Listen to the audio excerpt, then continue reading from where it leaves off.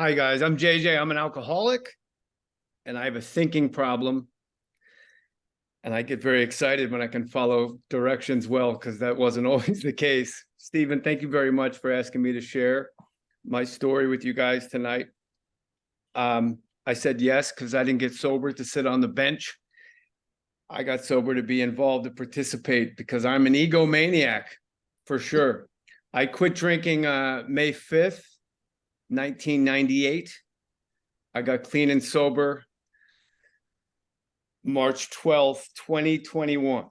So that lets you know I use drugs alcoholically. And that also lets you know that I lived a lie, many different lives for 23 years, 23 years of having multiple lives, 23 years of having a lot of secrets. I grew up in New Jersey. My mother's an alcoholic. She got clean and sober when I was 10 years old. Came home the day after Christmas. I'll never forget that day because my sisters and I agreed not to open our Christmas presents until the day after Christmas when mommy came home. And I'll be honest with you, I don't even know if we ever opened those presents because the real present walked in the front door. And that was a sober mom when I was 10. I'm very grateful to be sober. Woke up this morning, I got on my knees, I said the 3rd step prayer, I said the 7th step prayer, I read pages 86 to 88. While still on my knees, I asked God to show me who I could help today. I asked God to guide my thinking and keep me out of self-pity. I'm a big self-pity guy. And so far, so good today. It's meeting number 3 for today. There was an intervention for me at my house right here in Los Angeles, March 11th, 2021. I don't know if you've ever been to your own intervention, but it's a very bad surprise party. It's the worst surprise party you could ever be a part of. You walk into a room and everybody that you know and love is there, and your first reaction is, hey, and then followed by, oh, no, you got me.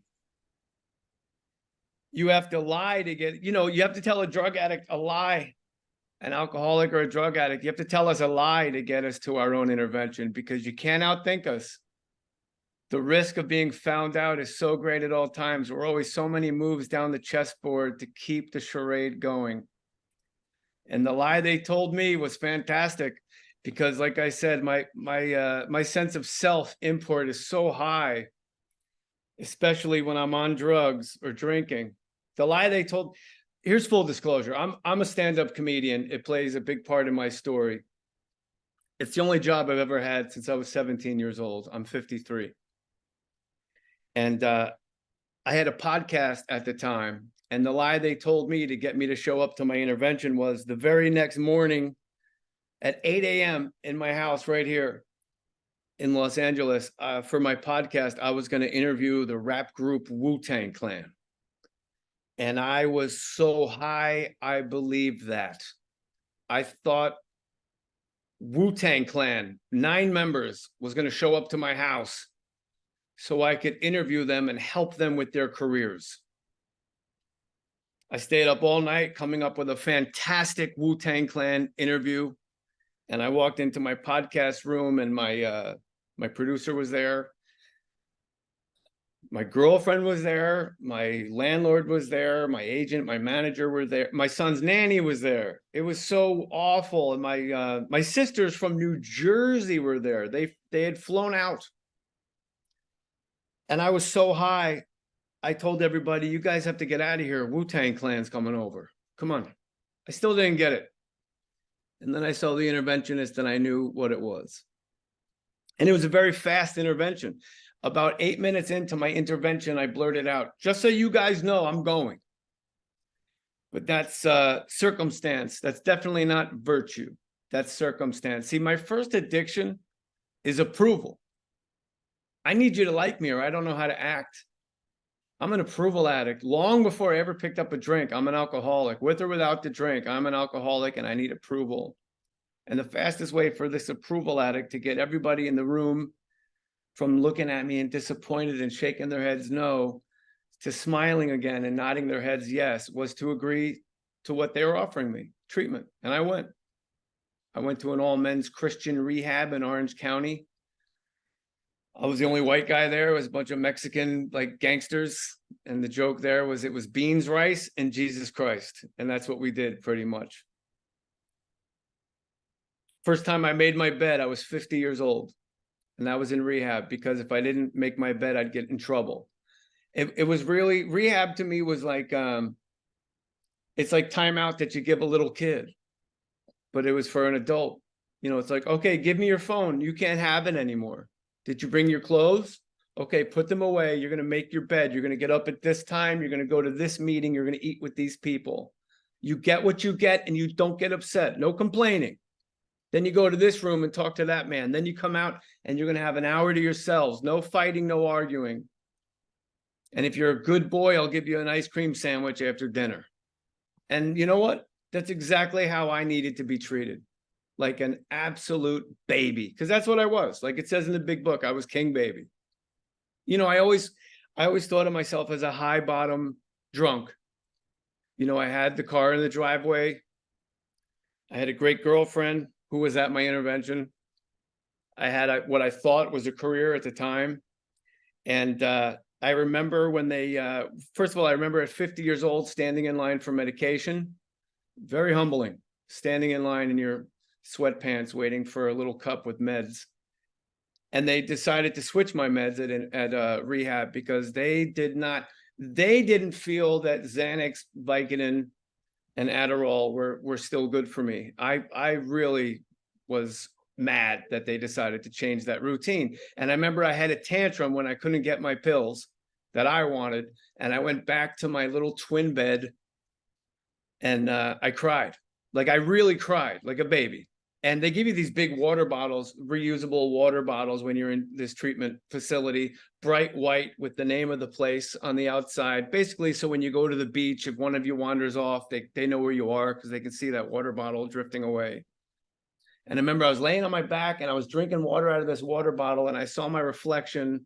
I had a shaved head at the time. I saw my reflection in the closet mirror, laying on my back, crying tears, sucking on a bottle, and I looked exactly like a baby. And at that moment, I realized this is not a high bottom at all.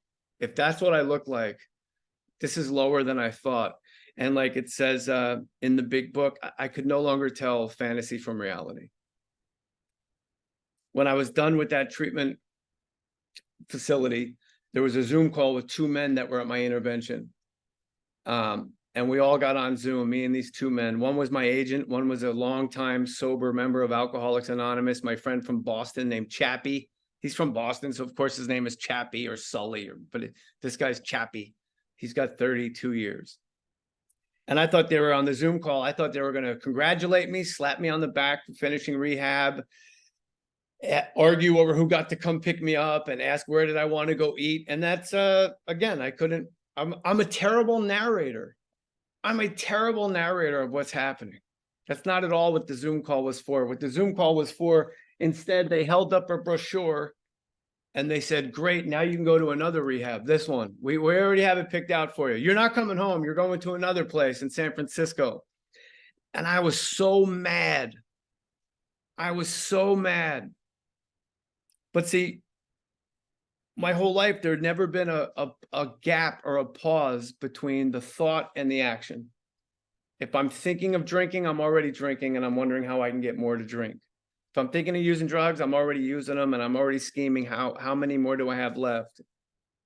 But in those 30 days of doing what I was told, being treated like a baby, following instructions, making my bed, going to meetings, reading the big book, a weird thing happened for me. Was for the first time in my life, whoop, there was a little gap between the thought and the action. And in that little pause between thought and action, I did not say no. I thought it, but I didn't say it.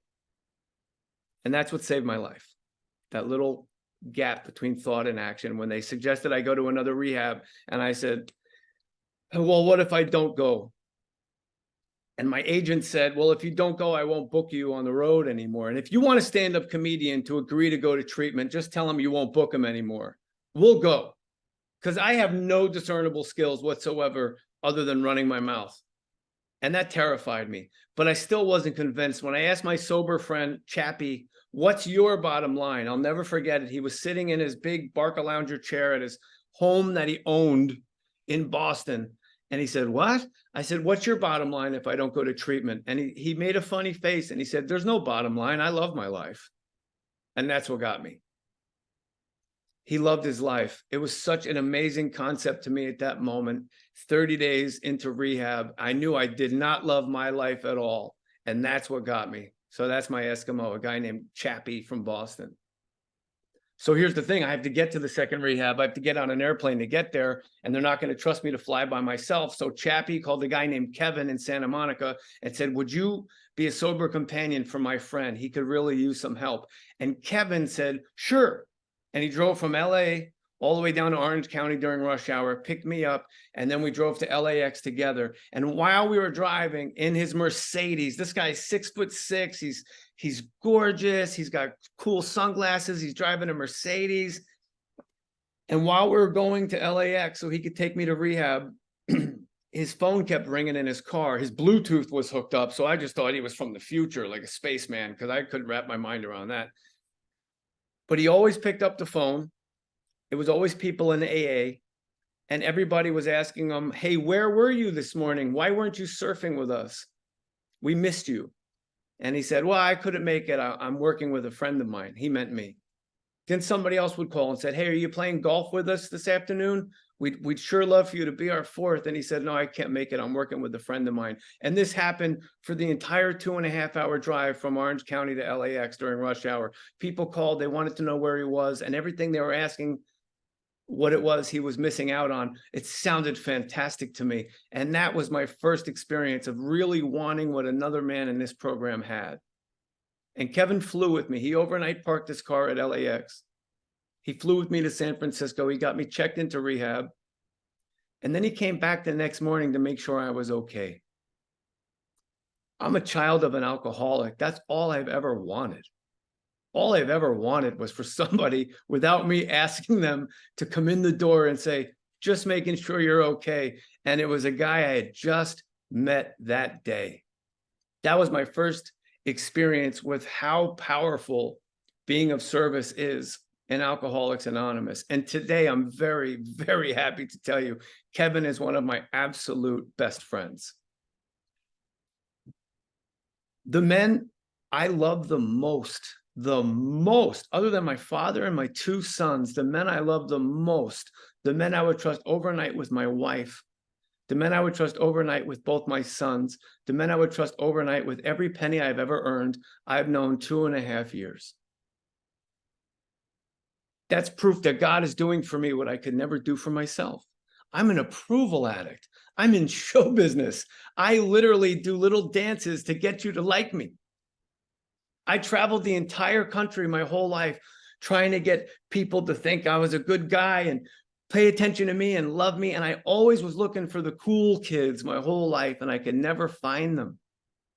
And now I know it's because they're in here. It's us. In that second treatment facility, I told you I have two sons. I have a 20-year-old and I have a 12-year-old. My 12-year-old was about to turn 10 years old the next day. And I hadn't talked to him in 6 weeks. And they told him I was away working somewhere. So my caseworker said, well, why don't you call him? Again, I still needed to be treated like a child. Like, no, you go to the phone, you call the kid, and you tell him where you are. And so I did. I called my 9-year-old son the day before his 10th birthday. And that I wasn't happy about it because I turned 10 when my mom was in rehab. And now here I am, an adult, a father, and my son's turning 10 while I'm in rehab. And I'm realizing I'm repeating the cycle of alcoholism. And I felt terrible. I called my 9-year-old son the day before his 10th birthday, and I just started crying. The moment he picked up the phone, I unloaded on this kid. I basically did a first step to a 9-year-old. I was sobbing. I'm in rehab. I'm an alcoholic. I'm a drug addict. I'm so sorry. I'm powerless over this thing. And my 9-year-old son, no matter how hard I cried, no matter how much I explained to him, all he said on the other line of the phone was, it's okay. It's okay. And then I said to my 9-year-old son, you know, I turned 10 when grandma was in rehab. Isn't that weird? And my 9-year-old son said, "No, Daddy, that's a miracle." 9-year-olds don't talk like that. Mine doesn't, still doesn't, but that day he did. And I knew in that moment, I can still feel the air on that patio talking to my son. I knew in that moment that my God, my higher power, was talking to me through that young man. It's a miracle. It's okay. It's okay. It's a miracle. And my recovery really started that moment, because I started treating my recovery like a miracle. I ran out of people to blame, and I realized that I was the reason for every single one of my problems today. And I was relieved that I was the reason for all of my problems, because if I am the reason for all of my problems, then that means I always have a solution. That's what the 12 steps have taught me. I always have a solution. They've never failed me in any situation in my life. I did the steps twice my first year of sobriety. And again, that's circumstance. That's not virtue. I had something I didn't want to lump in with the rest of my problems as I went through the 12 steps. I told you I have two sons. I have a 12-year-old and I have a 20-year-old who'll be 21 in a couple weeks. That 20-year-old hasn't spoken to me in 4 years, maybe 5 years, as a result of my behavior when I was high. When you tell a 16-year-old boy, "I only have one son, you're dead to me," and then you block his phone number, that leaves a mark. I put paint on that boy's canvas I will never be able to remove. And that boy hasn't spoken to me as a result of that. And I had to do the steps a second time just for that situation. It was such a profound hurt. It was such a deep hole in my psyche. I knew going into the steps the first time that I was going to do them again a second time and do steps 1 through 12 just for that situation. Who do I do those 12 steps with? Of course, I circled back and I got with Kevin, the sober companion, because I admired him so much. And I learned a lot about myself going through those all 12 steps with that one situation with my son, his mom, my part in it. And it was a beautiful thing. I cried real hard. And when we were done, my friend Kevin said how much it meant to him, because he said he's the kid in that situation with his father, and he never saw it from the other side. Mind-blowing. It was so personal, that experience together.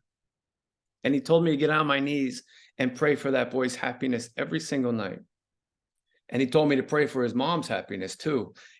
I know I'd say I'd go to any lengths, but I do. And I still do to this day. My God's got a great sense of humor. At about 18 months, I was right there in front of me on my knees at my bed, and I was praying for my son's happiness before bed. And my God whispered through my chest, "He is happy. He's really happy." And that hit me. It hit me not in a good way, because one of my biggest defects of character is my sense of my grandiosity, my self-import. I like to think, in my disease, I like to think, let's see how well you do without me. And my God told me that my son's doing fantastic without me. I talked to my dad and my sisters and my nieces who are friends with that boy on Facebook, and I learned that he's on the dean's list in college. He's a student teacher. He's got a 1-year anniversary with his girlfriend. He's madly in love, and he's really, really happy without one single syllable of my input for 4.5 years. And that was pretty humbling. And thank God I did the steps twice in that first year, because I can look you in the eye, honestly tell you that had I not done the steps twice, that would have taken me out and I would have relapsed over that, because I love to feel self-pity. But that's not what happened. What happened was I was able to go back to the 12 steps a third time, actually work right out a fourth step, a fifth step with my sponsor. And I got to identify my defects of character and my shortcomings and ask God to remove them. And I got to feel, as I feel today, genuinely happy that my son is happy with or without me. That's my job as a parent. And that's my one outstanding amends, is to my son. I've made the overtures. He's not interested. He won't return text or calls or letters. But like it says in the big book, when we're trying to make an amends, we may get thrown out of the man's office. That's okay. We've done our part. We've made our demonstration. It's water under the bridge. Obviously, it's different. There's a child involved, but the big book is my Bible at this point, and everything it says I take as the gospel. Gospel meaning the good news. My girlfriend was at my intervention, and Sunday she became my wife. That is such a miracle. You know, I'm very grateful for the men in my life who surrounded me and rallied around me when I was new. And they would tell me things, more will be revealed. They said that over and over, more will be revealed. Just do this. They said it over and over. Buddy, just be the new guy. Nobody cares, JJ. Just be the new guy. Just put all your energy into recovery and watch what happens. Your life is going to be so fantastic. You can't even wrap your mind around it right now. And in 2 years, 5 months, and 2 weeks, I can honestly tell you that's exactly where I'm at right here and right here. I married the woman of my dreams at 53 years old, which is a miracle because she was my first fourth step. I had a notebook of all my resentments, and there was a separate notebook for all the resentments about her. Because of the way I behaved, I was resentful to her. When I was in treatment, I kept telling all my caseworkers and therapists, they'd say, how's your girlfriend? I'd say, that ship sailed, that's over. And they would say, hey, you don't know that, more will be revealed. I'm so lucky to have a woman that stuck with me through my addiction, saw me at my absolute darkest. And Sunday, standing on the beach in Malibu, we get to live together at our brightest. And that is a direct result of Alcoholics Anonymous. My 12-year-old son that I cried to was my best man.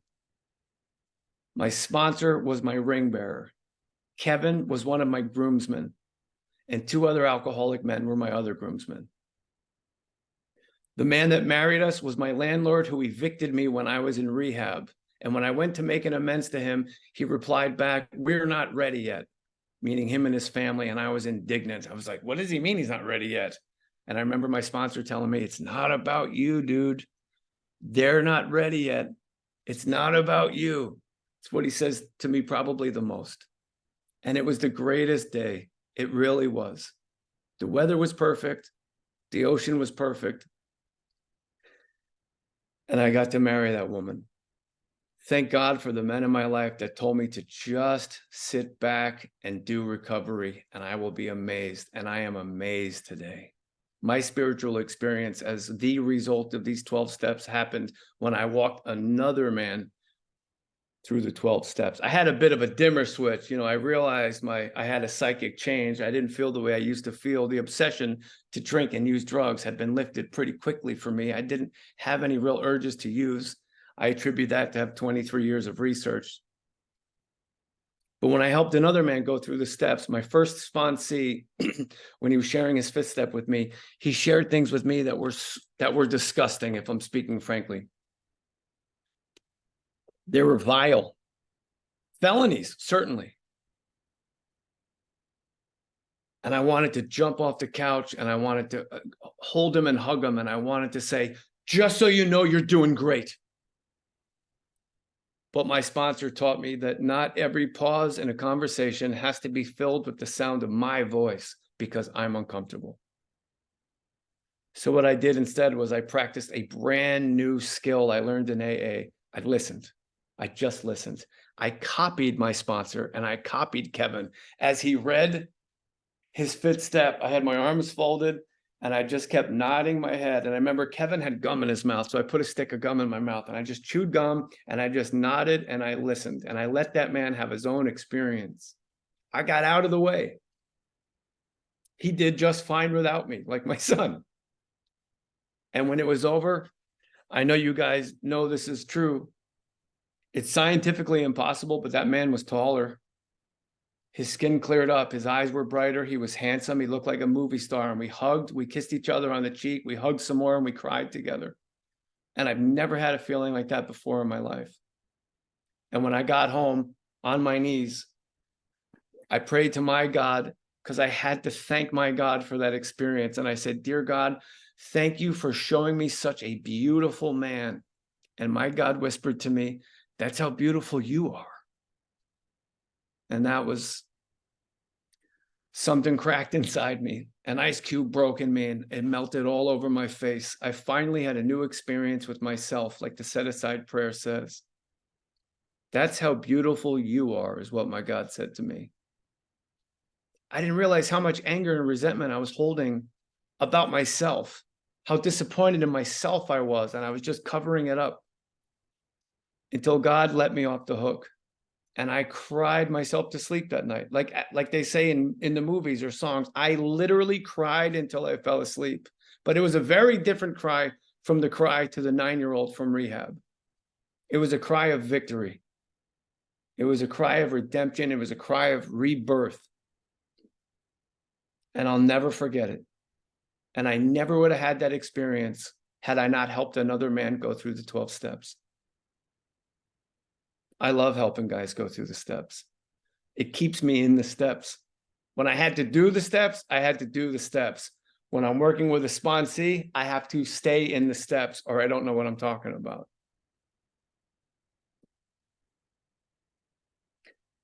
Last night was the first day after our wedding.